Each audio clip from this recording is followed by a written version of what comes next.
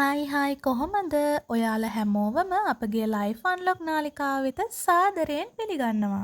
ඉතින් අපි අද කතා කරන්න යන්නේ ලෝකයේම ළමා, තරුණ, වැඩිහිටි කවුරුත් පිස්සු වැටුණු හැරි පොටර් කතාමාලාවේ නිර්මාතෘවරිය ගැන. ජීවිතයේ අසාර්ථකත්වය හමුවේ අභියෝග රැසකට මුහුණ දුන්න අය කොහොමද බිලියනපතියෙක් වෙන්න තරම් සාර්ථක ලේඛිකාවක් වුණේ? අපි බලමු මේ විශ්වකෝෂීය කතාවේ නොදන්නා පැති ටිකක්. එහෙනම් වීඩියෝවේ අවසානයේ දක්වාම රැඳී සිටින්න. ජෝයන් රෝලින් 1965 වසරේ එක්සත් රාජධානියේ උපත ලබනවා. ඇය කුඩා කල සිටම කියවීමට හා ලිවීමට ඇලුම් කළ සාමාන්‍ය දැරියක්. ඇගේ නිවස පොත්වලින් පිරී තිබුණා. ඇය වයස අවුරුදු 6දී හාවා ගැන පළමු කතාව ලියනවා. වයසින් වැඩෙන විට ප්‍රංශ සහ සම්භාව්‍ය අධ්‍යාපනය හැදෑරුවත් ඇගේ මනස හැම විටම තිබුණේ නිර්මාණකරණයේ.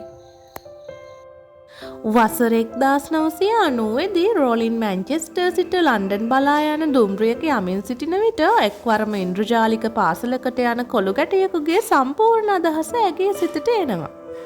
අතේ පෑනක් හෝ කඩදාසියක් නොතිබූ නිසා ඇය මුළු ගමන පුරාම කතාවේ විස්තර, චරිත සහ අවසානය සිය මනසින් ගොඩනගනවා. ඇයට තේරුණා මේ පොත් 7ක දැවැන්ත කතාවක් වන බව. ඇය ඒ මොහොතේම තීරණය කළා මේක ලිවිය යුතුමයි කියලා. කෙසේ වෙතත් මේ දැවැන්ත ව්‍යාපෘතිය ආරම්භ කිරීමත් සමගම ඇගේ ජීවිතේ පුදුමාකාර ලෙස කඩා වැටෙනවා. කතාව ලිවීමට පටන්ගෙන ටික කලකින් ඇගේ මව මල්ටිපල් ස්ක්ලෙරෝසිස් රෝගයෙන් මිය යනවා. මේ ශෝකය ඇගේ කතාවේ තේමාවන්ට ගැඹුරින් බලපානවා. ඉන්පසු ඇය ඉංග්‍රීසි ගුරුවරියක ලෙස පෘතුගාලයට ගොස් විවාහ වූ නමුත් එම විවාහය වැඩි කාලයක් තිබුණේ නැහැ. දික්කසාද වී දියණියත් සමග ස්කොට්ලන්තයේ එඩින්බරෝ වෙත පැමිණි ඇය රැකියා විරහිත තනි මවක් බවට පත් වෙනවා. රජයේ සුබසාධන මත ජීවත් වීමට ඇය පටන් ගන්නවා. ඇය පසුව විස්තර කළේ සාමාන්‍ය සම්මතයන්ට අනුව මම දැන සිටි ලොකුම අසාර්ථකයා මමයි කියලා. ජීවිතයේ ඇයට දුන් ලොකුම පාඩම තමයි අහිමිවීම සහ අසාර්ථකත්වය ජීවිතයේ අත්‍යවශ්‍ය නොවන සියල්ල ගලවා ඉවත් කරන බව. ඇයට තිබුණ එකම දෙයයි. ඒ තමයි කතාව අවසන් කිරීමේ ඇගේ අදිෂ්ඨානය. රෝලින්ට පරිගණකයක් හෝ ටයිප් යන්ත්‍රයක් මිලදී ගැනීමටවත් මුදල් තිබුණේ නැහැ. ඇය තම කුඩා දියණිය වූ බබා කරත්තේ නිදි කරවලා කැෆේ එක වෙත යනවා. ඇය එසේ කළේ නිවසේ සීතලට වඩා කැෆේ එකේ උණුසුම වැඩි වුණ නිසා.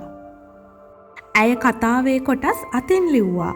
හැම දවසකම දුව නිදා සිටින හෝ ඇයට හැකි සෑම විවේක මොහොතකම ඇය ලිවීමේ කාර්යයේ නිරත වුණා. වසර ගණනක නොපසුබට උත්සාහයකින් පසුව ඇය තම පළමු අත්පිටපත වන හැරි Potter and the Philosopher's Stone අවසන් කළා. රෝලින්ගේ අරගලය අවසන් වුණේ නැහැ. ඇය අත්පිටපත ප්‍රකාශකයන් වෙත යවුවා. පුදුමයකට මෙන් ප්‍රකාශකයන් 12 දෙනෙක්ම ඇයව ප්‍රතික්ෂේප කළා. ඔවුන් කියා සිටියේ ළමා පොතක් මෙතරම් දිගු විය යුතු නැති බවයි. අවසානයේ බ්ලූම්ස්බරි පබ්ලිෂින් ආයතනය ඇගේ කතාව පිළිගත්තේ එක හේතුවක් නිසා පමණයි. ඒ තමයි ප්‍රකාශකයාගේ අවුරුදු 8ක දියණිය මුල් පරිච්ඡේද කිහිපය කියවලා වැඩිදුර කියවීමට අවසර ඉල්ලා සිටීම. ඉතින් මේ විදිහට 1997 දී පොත ප්‍රකාශයට පත් වෙනවා. හැරි පොටර් පොත්මාලාව ලෝ වැඩියෙන් මළවී වූ පොත්මාලාව බවට පත් වූ අතර ජේ.කේ රෝලින් දුෂ්කරතා මැද සිටි තනි මවකගෙන් ලෝකයේ ප්‍රථම බිලියනපති ලේඛිකාව බවට පත් වෙනවා. ඉතින් මේ ජේ.කේ රෝලින්ගේ ජීවිත කතාව අපිට උගන්වන වටිනා පාඩම් කිහිපයක්ම තියෙනවා. පළමුවෙනි එක තමයි අසාර්ථකත්වයට බිය නොවීම. අසාර්ථකත්වය යනු අත්‍යවශ්‍ය නොවන දේ ගලවා ඉවත් කිරීමක් බව ඇය වරක් පැවසුවා. ඔබ සිතන තරම් අසාර්ථකත්වය භයානක නැහැ. ඇගේ ලොකුම බිය යථාර්ථයක් වූ විටත් ඇය ජීවත් වුණා. තවමත් ඇය සතුව දියණියක් සහ විශාල අදහසක් ඇති බව ඇයට අවබෝධ වුණා. අසාර්ථකත්වය කියන්නේ ඔයාව වඩාත් වැදගත් දේ වෙත යොමු කරන මාර්ගය. ඒ වගේම ජේ.කේ රෝලින් අපිට තවදුරටත් පෙන්වා දෙනවා කැපවීම අදිෂ්ඨානය උත්සාහය තියෙනවා නම් භෞතික සම්පත් වැදගත් නොවන බව. ඔබට නවීනතම පරිගණකයක් හෝ සුවපහසු කාර්යාලයක් නොතිබුණත් කමක් නැහැ. ඇයට තිබුණේ පෑනක් කඩදාසි කැබලි සහ කැෆේ එකක උණුසුම පමණයි.